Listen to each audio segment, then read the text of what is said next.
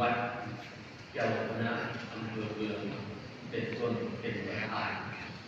วันนี้เป็นวันแรกที่แม่กองทำกับผมขออนุโมทนาในความเพียร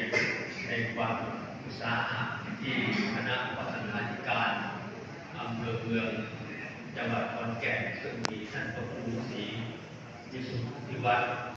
ทุกองค์ที่ได้มาเข้าสอบเพื่อวัดความรู้ซึ่งความรู้นี้เป็นเครื่องยืนยันว่าคณะการศึกษานั้นสำเร็จเจตนาตามที่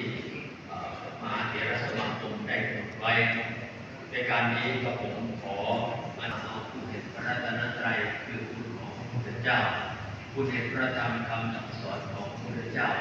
คุณเห็นพระสงฆ์สาวกของพระพุทธเจ้าและขออำนาจความศักดิ์สิทธิ์ของพระประธานซึ่งประดิษฐานอยู่ณอารามนี้หรือพระประทับและผู้ทุกข์อื่นๆพอดีนะใครก็ดีแต่ว่าเป็นผู้ปฏิบัติดีแล้ว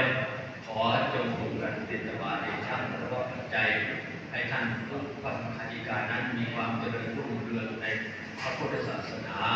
ขอให้ท่านที่มาทำการสอบวันนี้สอบได้ทุกวิชาสมเจตนาปรารภของคณะ